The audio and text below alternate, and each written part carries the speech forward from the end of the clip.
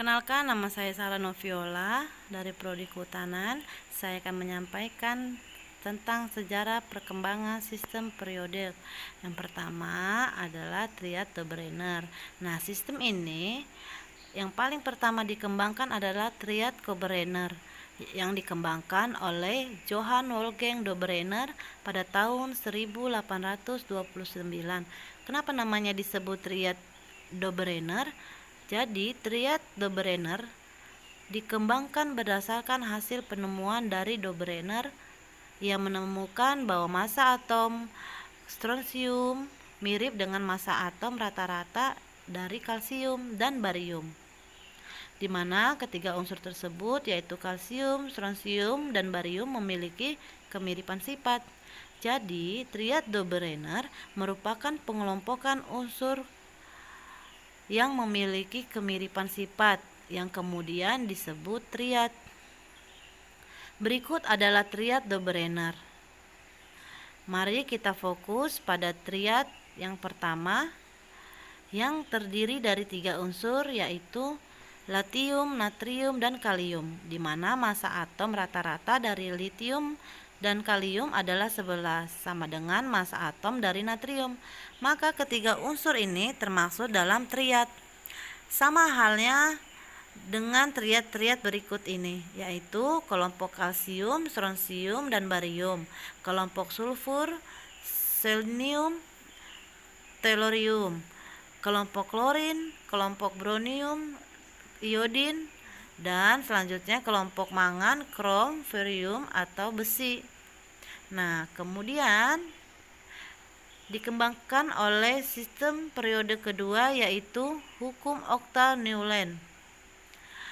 Nah, jadi hukum Octal-Neuland merupakan pengelompokan unsur-unsur berdasarkan kenaikan massa atom relatif. Nah, ditemukan bahwa unsur pertama memiliki kemiripan sifat dengan unsur ke-8, unsur kedua dengan unsur ke-9, dan seterusnya. Pengelompokan unsur ini disebut hukum Octal-Neuland. Nah, hukum Octal-Neuland ini mempunyai kelemahan, yaitu hukum ini hanya berlaku untuk unsur-unsur dengan massa atom rendah. Nah, mari kita lihat hukum Octave. Jadi, hukum Octal-Neuland terdiri dari 7 kelompok yang diberi nama sesuai dengan nada dalam musik, yaitu do, re, mi, fa, sol, la, si. Jadi, dari kiri ke kanan disusun berdasarkan kenaikan massa atom relatifnya, dan dari atas ke bawah memiliki kesamaan sifat. Berikut ini adalah sistem periodik Mendeleev. Sistem periodik Mendeleev ini disusun oleh Dmitri Ivanovich dari Rusia dan Julia Lothar Meyer dari Jerman pada tahun 1869. Namun sebenarnya keduanya tidak bekerja sama, namun bekerja sendiri-sendiri pada tahun yang sama dan menghasilkan hasil yang sama.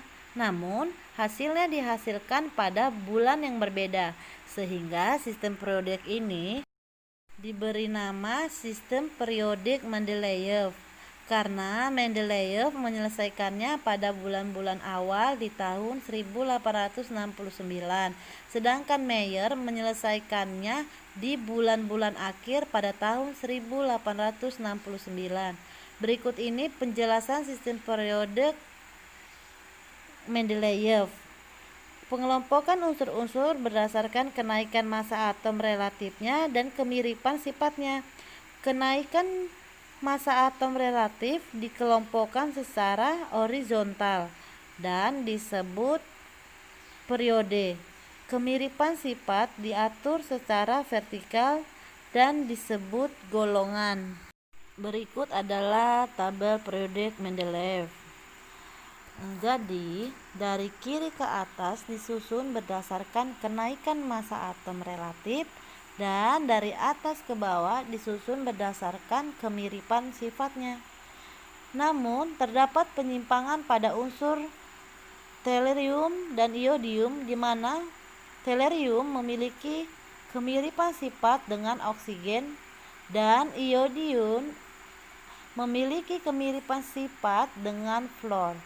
Dan setelah diatur sesuai kemiripan sifatnya, ternyata tellurium memiliki massa atom relatif yang lebih besar daripada iodin, tetapi terletak di sebelah kiri iodin, di mana hal ini merupakan hal penyimpangan sistem periodik Mendeleev, sehingga dikembangkan sistem periodik modern yang dibuat oleh Henry Moseley tahun 1914, di mana perbedaannya dengan sistem periodik Mendeleev hanyalah terletak pada penyusunan horizontal yang disebut juga dengan periode.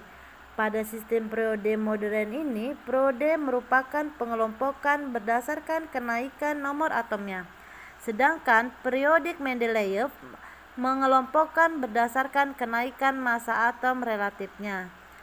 Berikut ini adalah sistem periodik modern yang dapat kita lihat, yaitu pada tabel berikut. Sistem periodik terbagi 3, yaitu golongan, periode, dan blok. Periode merupakan barisan atau lajur horizontal pada tabel periodik. Periode disusun berdasarkan kenaikan nomor atom. Periode N sama dengan 1 terdiri 2 unsur, yaitu hidrogen dan helium. Kemudian periode N2 terdiri 8 unsur, yaitu litium, berilium, boron, karbon, nitrogen, oksigen, fluor, dan neon. Periode N3 terdiri 8 unsur, sedangkan periode N4 terdiri dari 18 unsur. N5 terdiri dari 18 unsur juga, sedangkan N6 terdiri dari 32 unsur. Kenapa demikian? Karena terdapat unsur transisi dalam, yaitu golongan lantanida yang terdiri dari 14 unsur. Dan lanjut ke periode ke-7. Periode N7 ini sama dengan periode N6. Periode terdiri dari 32 unsur karena terdapat golongan antinida di dalamnya. Kemudian kita lanjut ke pembahasan blok. Blok terdiri dari blok S, blok P, blok D, dan blok F. Apa itu blok? Blok merupakan kelompok unsur dalam tabel periodik. Kita perhatikan tabel periodik modern berikut ini, yaitu blok S. Blok S yang terdiri dari golongan 1A dan 2A. Kemudian blok P terdiri dari 6 golongan, yaitu golongan 3A dan golongan 8A. Kenapa demikian? Karena blok P diisi 6 elektron. Nah, lanjut blok D. Seperti yang dipelajari struktur atom akan diisi 10 elektron, maka blok D juga terdiri dari 10 golongan, yaitu golongan transisi, yaitu terdiri dari golongan 3B hingga golongan 2B. Kemudian yang terakhir blok F. Blok F terdiri dari 14 elektron sehingga terdiri atas 14 unsur per periodiknya. Nah, golongan yang termaksud blok F ini adalah golongan antanida dan juga golongan antinida. Kesimpulannya, perkembangan sistem periodik ini pertama kali yaitu Thread Dobereiner, kedua hukum Octave Newland, ketiga sistem periodik Mendeleev, dan yang keempat sistem periodik modern. Inilah yang orang-orang penemu sistem periodik. Dan yang kesimpulan tentang tabel periodik yaitu memiliki golongan, yaitu golongan utama, transisi, dan transisi dalam. Kemudian periode N-nya 1 sampai 7. Lalu bloknya terdiri dari blok S, P, D, dan F. Demikianlah sejarah periodik dan tabel sistem periodik unsur. Terima kasih.